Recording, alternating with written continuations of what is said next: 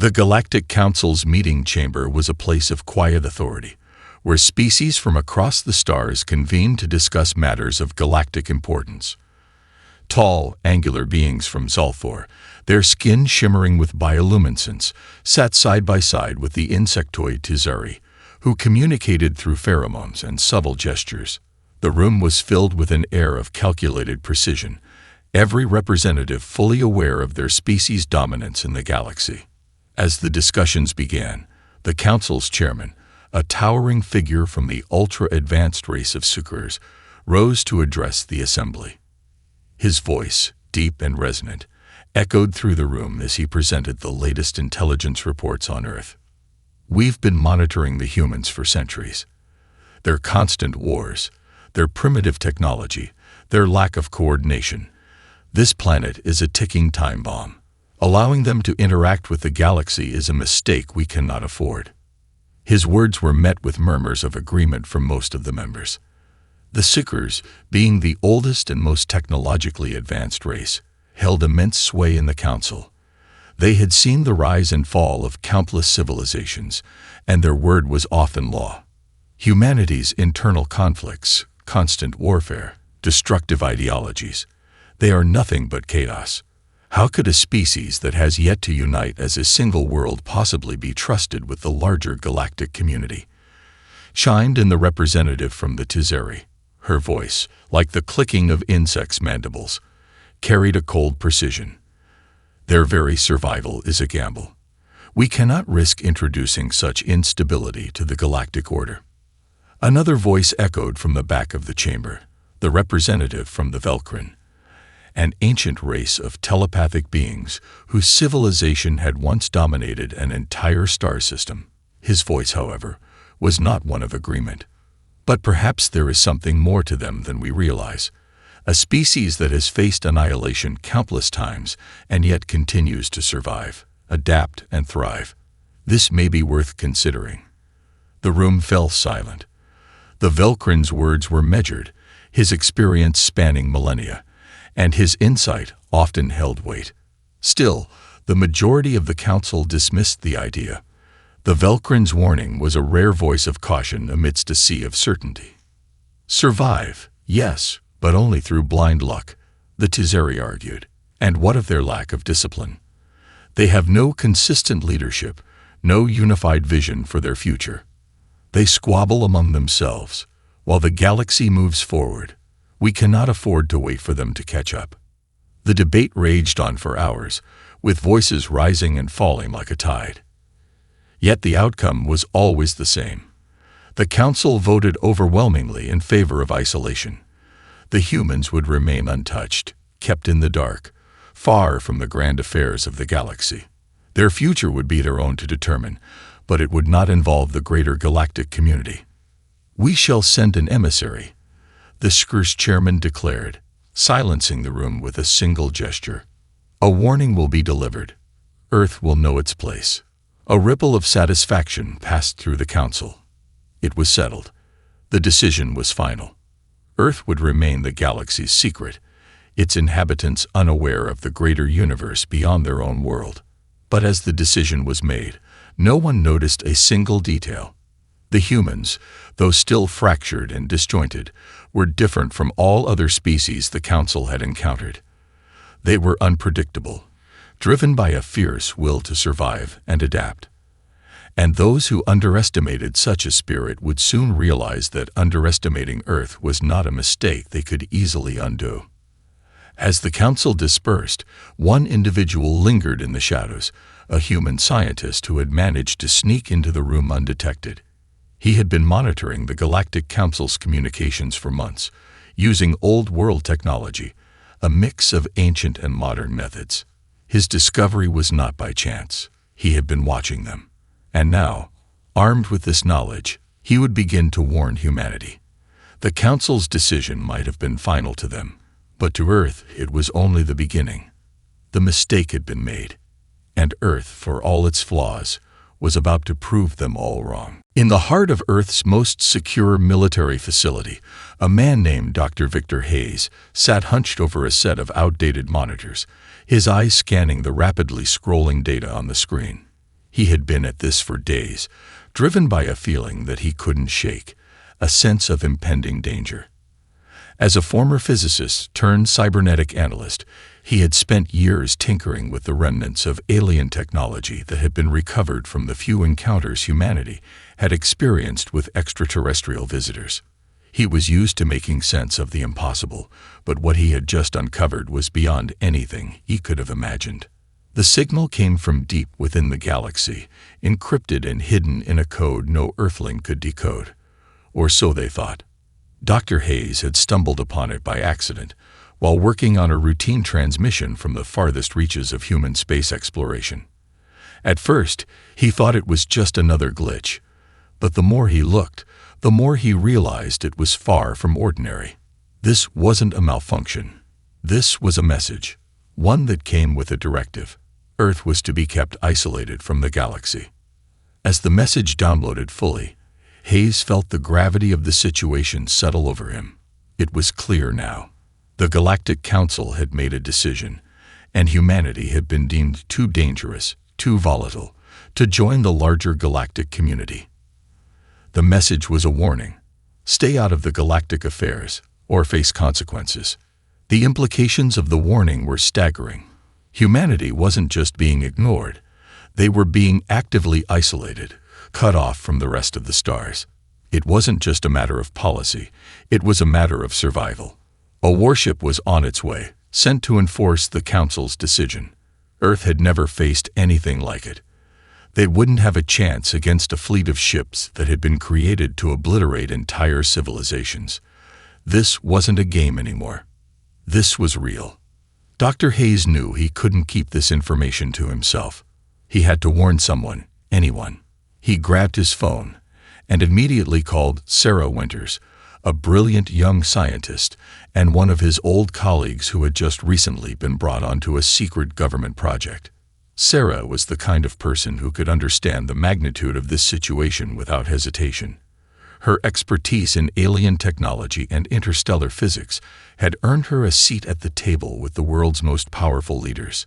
If anyone could help get the word out, it was her. "Sarah, it's Victor," he said, voice shaky with urgency. "I found something. Something huge. You need to see this. The Galactic Council is preparing to attack. Earth's been marked for isolation, and they're sending a fleet to make sure we stay out of the galactic community." Sarah paused for a moment, processing the words. "Are you sure? This sounds too unbelievable." "I wish it were," Victor replied, his voice low. "But I've decrypted their message. They've already made the decision. We're not just being ignored. We're being locked out. The entire galaxy is writing us off, and they're coming to enforce it." Sarah's breath caught in her throat. "We have to warn the leaders. If we don't do something, Earth will be annihilated." Victor didn't have an answer for that. The truth was, they were at a severe disadvantage. Humans had made strides in technology, but they were still far behind the galactic powers. They couldn't compete with fleets of warships, telepathic mind control, or the advanced weapons the Council commanded. And yet, a part of him, something deep inside, refused to believe they were done for. Earth had survived worse, hadn't it?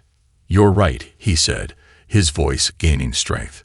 "We'll get the message out. We'll warn the world." The next few days passed in a blur of frantic work. Sarah and Victor shared their findings with the highest levels of government and military, but the response they received was less than favorable. Most dismissed their warnings as paranoia or a hoax, a product of overactive imaginations and unstable minds. Even with the proof in front of them, the world's leaders couldn't bring themselves to believe it.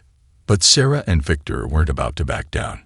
They took to social media, bypassing the official channels, hoping that by going public, they could get the message to the masses. In a matter of hours, a storm of conspiracy theories and chaos erupted online. Some called it a hoax, others were terrified.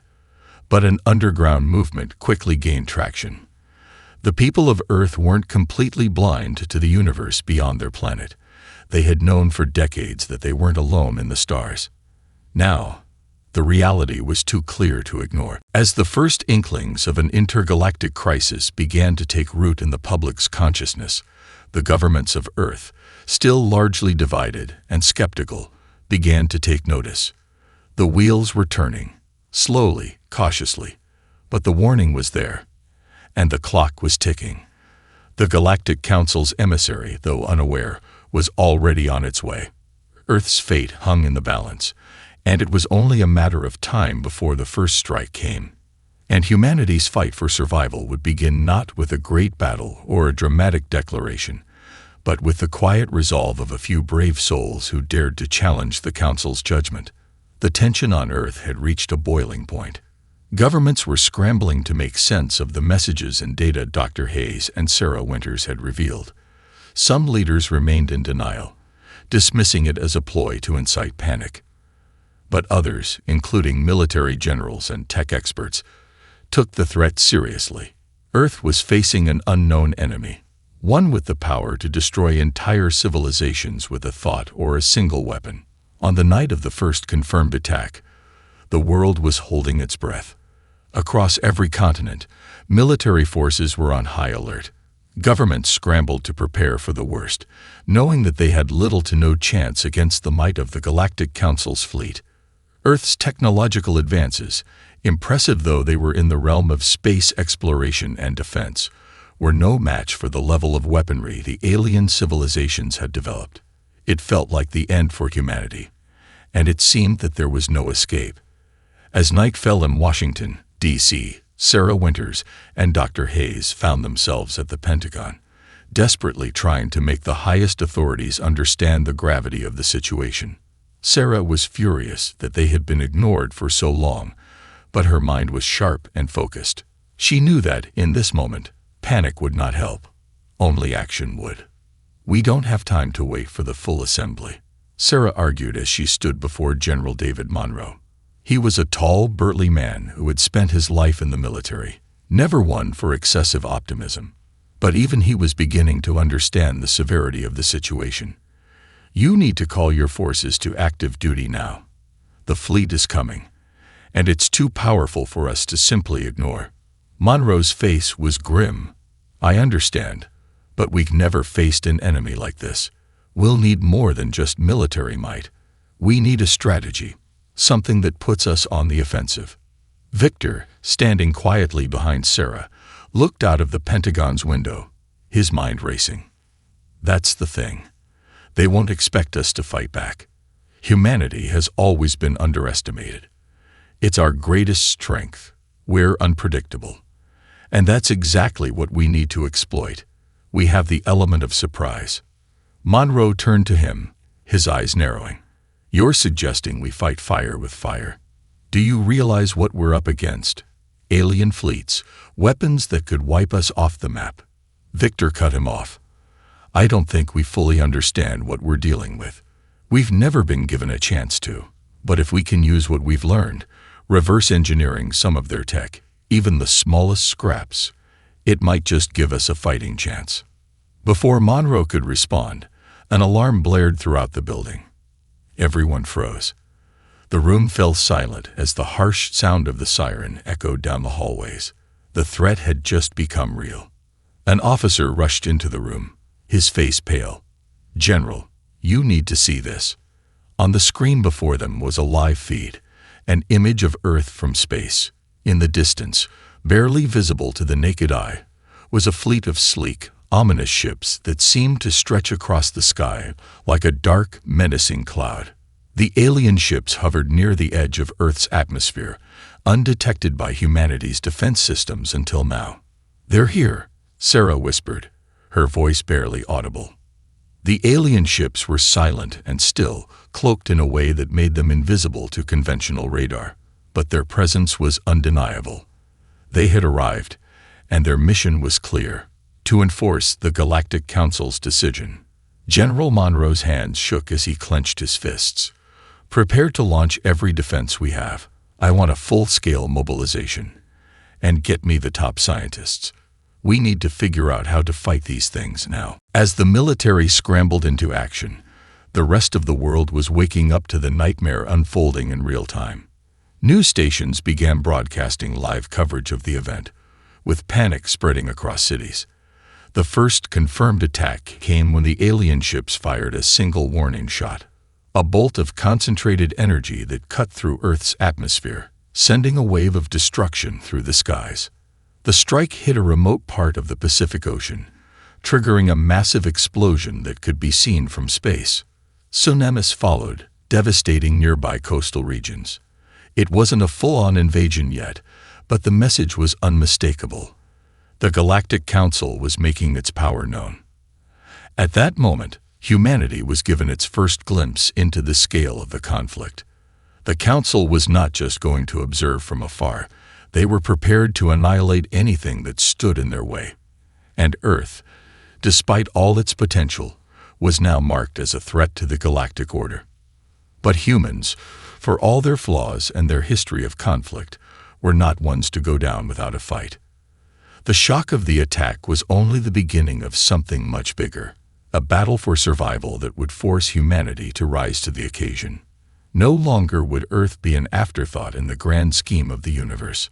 No, Earth would fight back, and it would do so with every bit of strength, resilience, and unpredictability it could muster.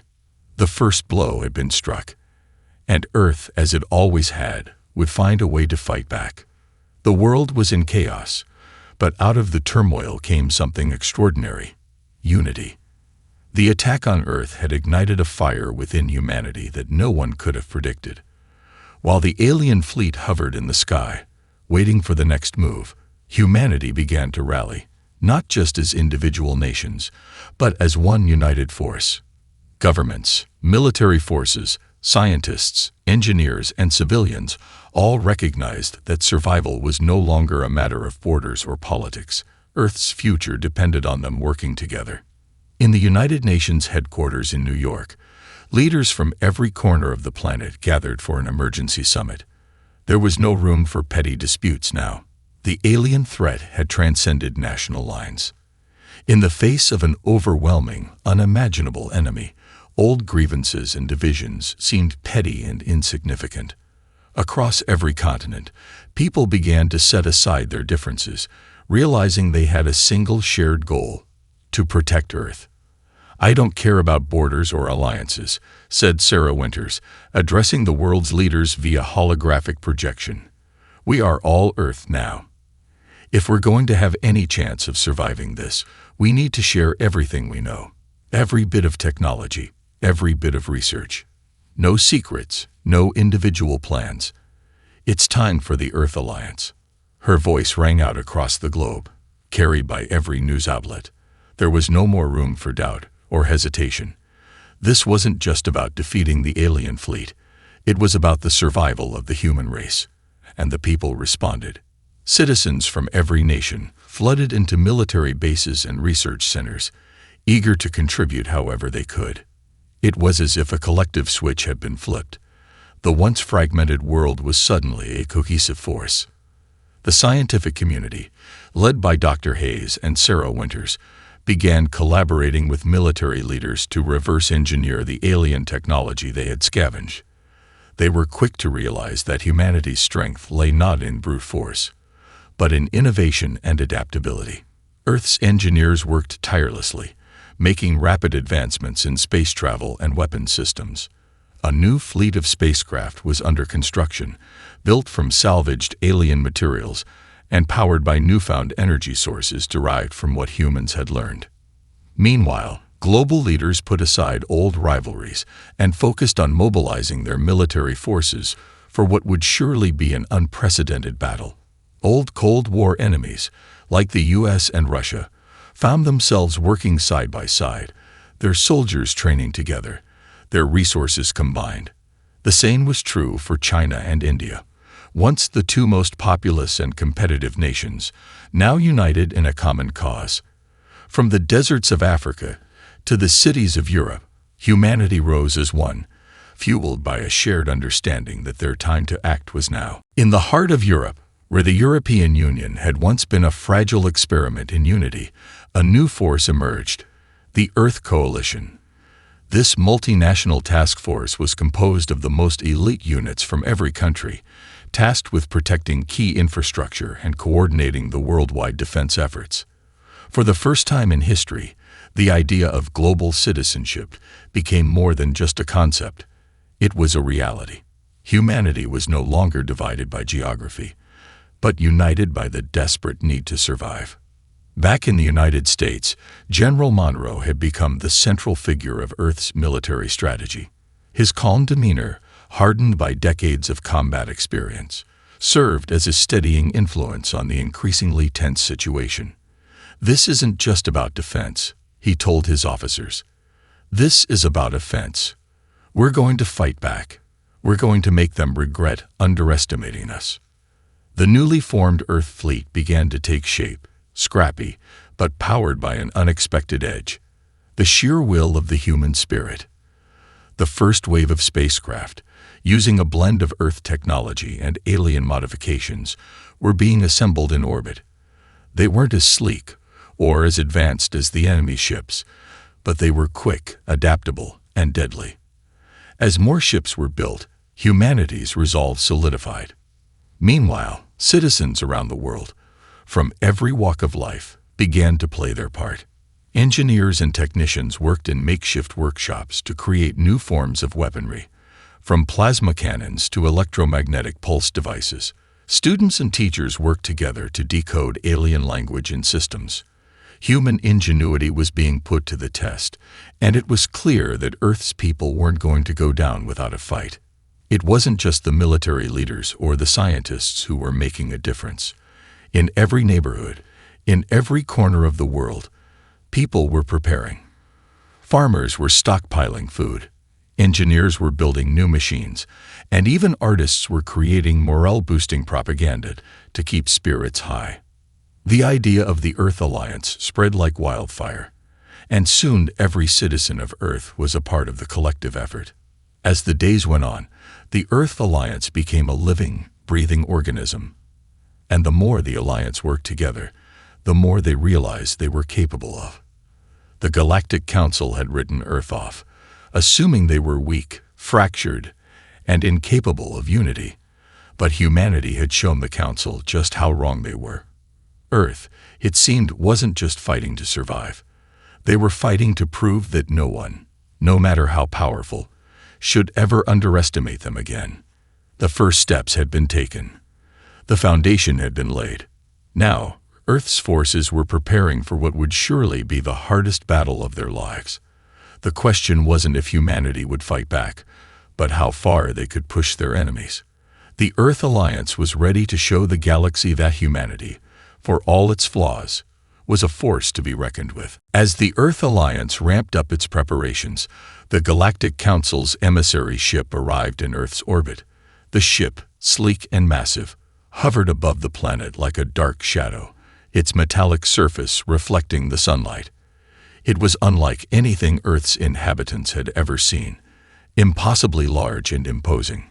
Yet it was only a single vessel, sent not to fight, but to deliver the Council's ultimatum.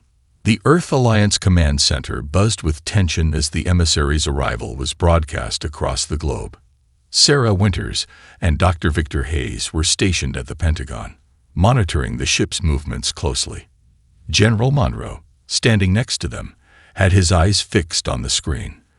The alien ship was now broadcasting a signal, waiting for a response from Earth's leaders. "We've got to hear what they have to say," Sarah said quietly, though there was no doubt in her mind about the nature of the message. "We need to know what they're offering, if there's any chance to negotiate." Monroe's jaw clenched. "You think they're here to negotiate?" His voice was hard, filled with skepticism. "They've already fired their warning shot. I don't think they came to talk." Victor nodded in agreement. "This isn't a peace mission. They're here to issue their final terms, and if we refuse, they'll attack. We need to be ready." A live feed from the emissary ship flickered onto the screen. The figure that appeared was tall and elegant, cloaked in robes that shimmered like liquid metal. The alien's features were angular, its skin pale and translucent, with eyes that seemed to glow with an inner light. It was a representative of the Sickers, one of the Council's most powerful species. Its voice was cold and authoritative, speaking in perfect English, thanks to the universal translation systems embedded in its ship. "People of Earth," the emissary began, its tone devoid of emotion. "I am Ortala, emissary of the Galactic Council. We have observed your world for centuries, and we have deemed you unfit to join the galactic community.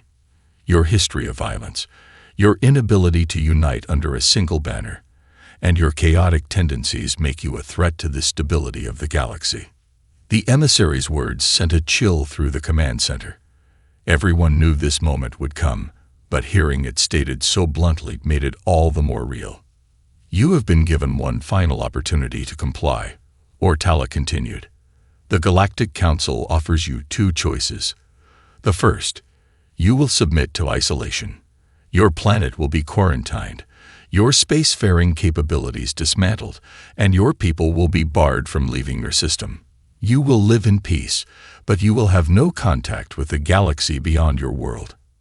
A murmur rippled through the command center. Isolation. A prison sentence for the entire planet. The idea was abhorrent, but the alternative was likely far worse. "The second choice," Ortala said, its glowing eyes narrowing, "is defiance. Should you choose to resist the Council's will, we will be forced to take action. Your planet will be targeted. Your cities will fall. Your people will suffer. You will be given no mercy." A heavy silence filled the room. The alien emissary stood unmoving, its gaze locked on the camera, waiting for Earth's response. The ultimatum had been delivered. General Monroe was the first to break the silence. "So it's either surrender or annihilation. Some choice." Sarah shook her head, her mind racing. "They're underestimating us. They think we'll take the easy way out, that we'll surrender without a fight, but they don't understand who we are." Victor stepped forward, his voice calm but resolute. "They've been watching us, but they don't really know us. We've fought for our survival since the beginning. This isn't the first time we've faced overwhelming odds." Monroe turned to them both, his expression unreadable. "So what's the plan? You really think we can take them on?" Sarah's eyes gleamed with determination. "We don't have a choice. We've spent years preparing for the unknown, and now it's here. The Earth Alliance is stronger than they think. If they want to fight, we'll give them one." Victor nodded in agreement.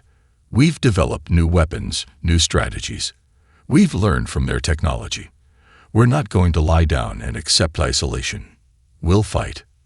Monroe's expression softened for the briefest moment. "I never thought I'd see the day when the whole world was on the same side. But you're right. We're not going to surrender. We'll make our stand." The decision was made. Earth would not bow to the Galactic Council. They would fight for their freedom, their survival, and their place in the universe. Sarah stepped forward, activating the communication system to respond to the emissary. Her voice was steady, unyielding. "We reject your terms," she said. "Earth will not be isolated. We will not surrender. If you come for us, we will defend our world with everything we have. We may be a small planet, but we are united, and we will fight." The emissary's glowing eyes flickered for a moment, as though surprised by the defiance. It gave a slow, deliberate nod. "So be it," Ortala said. "You have chosen defiance. The consequences will be yours to bear." The transmission ended, and the alien ship began to move. No longer stationary, it descended toward Earth. The battle was about to begin. Earth had made its choice, and now the fight for survival would commence. The emissary's ship began its descent, slow and deliberate, as if daring Earth to act. But Earth was already moving. In hidden military bases, on deep-sea platforms, and orbiting quietly in the shadow of the moon, the Earth Alliance's counteroffensive had already begun. General Monroe stood before a massive digital display showing the global battlefield. He looked to his commanders and scientists, then nodded. "Initiate Operation Skyfire." At his command, the Alliance launched a bold and unexpected first strike. Earth's newly crafted warships, crude by galactic standards, but fierce and unpredictable, lit up the skies. The first wave launched from stealth hangars beneath the Atlantic, rising through the atmosphere in tight formation. Each ship had been hastily built using a blend of human ingenuity and scavenged alien components. They didn't look like much, but they had teeth. The flagship, Valor 1, led the charge, piloted by Commander Elena Reyes, a seasoned space pilot with nerves of steel. The ship powered through low orbit toward the emissary's craft. With her were dozens of fighters, each loaded with experimental pulse disruptors, devices created by Dr. Hayes' team that had a chance, however slim, of interfering with alien shielding. "This is for Earth," Reyes whispered as she gave the order to fire.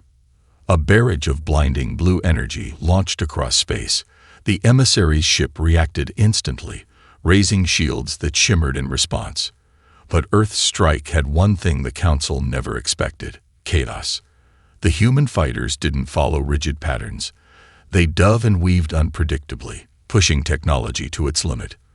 While the alien ship's defenses were advanced, they had never been tested against such wild tactics. Reyes' squad managed the unthinkable. One of the pulse disruptors broke through the shielding. A second later, a volley of missiles struck the emissary ship's underbelly. The explosion lit up the sky like a second sun. Cheers erupted at the Earth Alliance Command Center.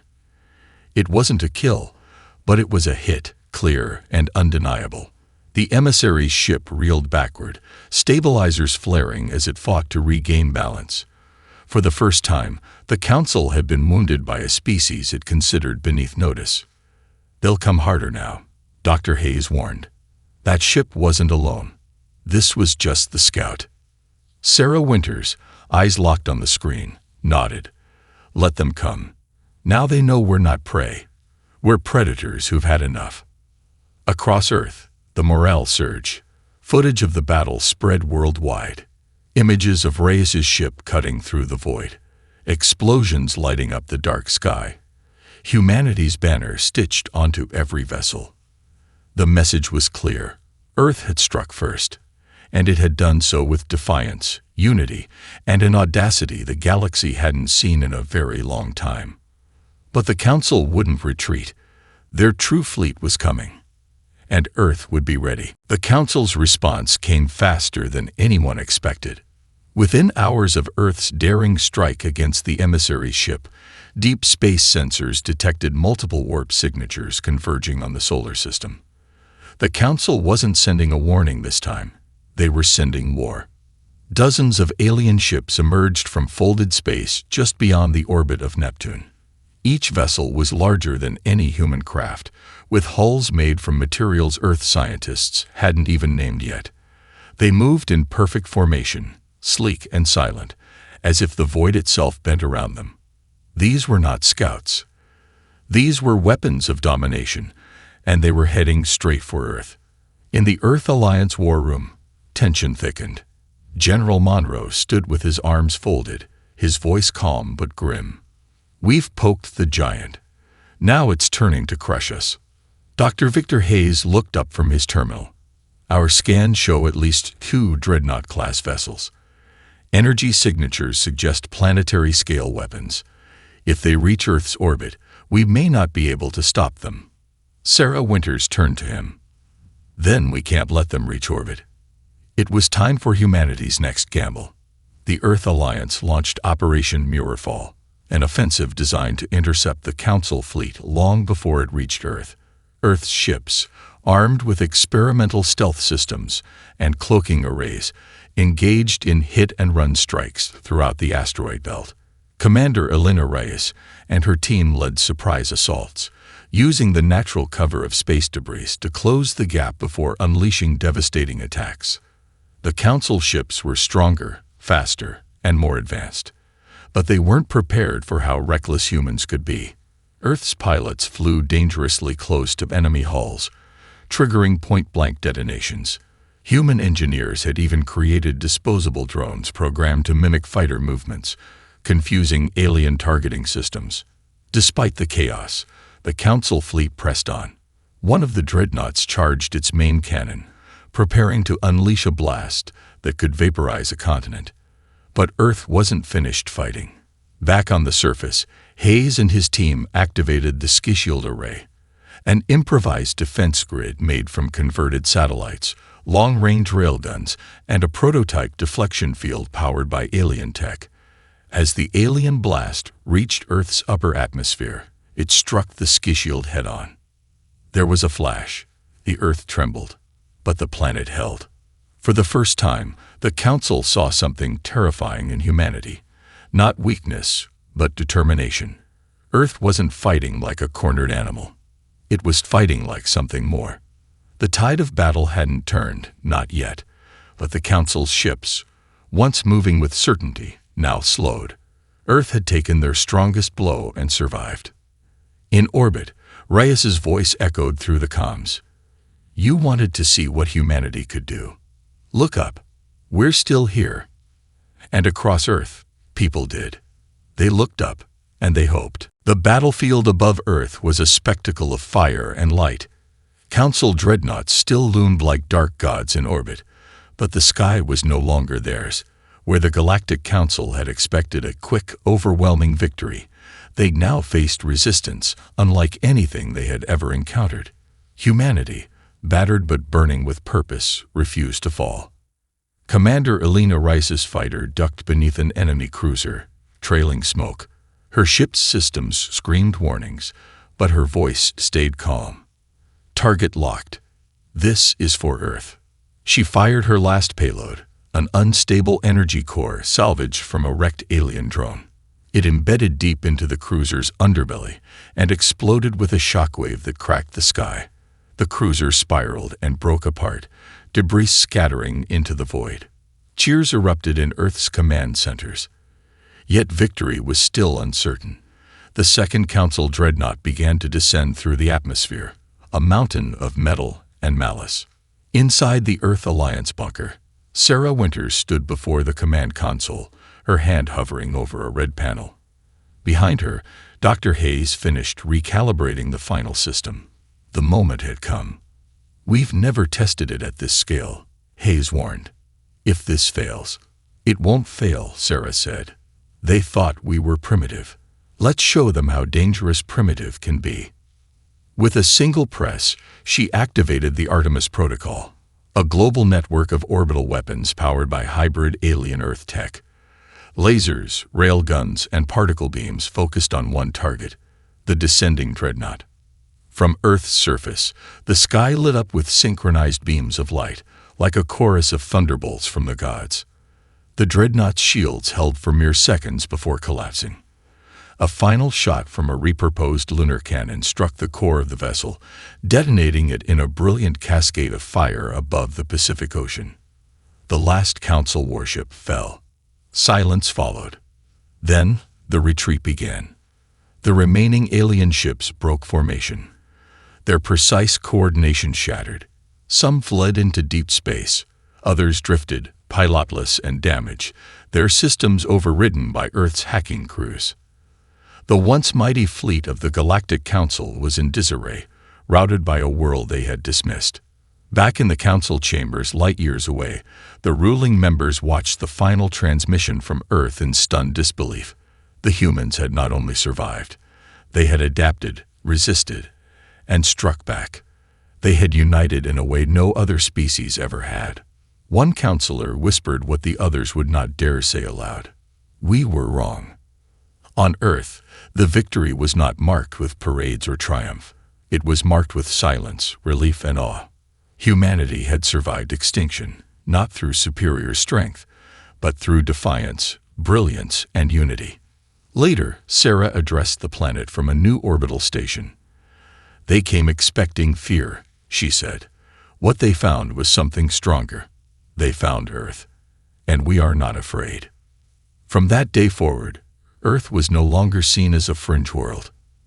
It was known as the spark that made the galaxy finally take notice.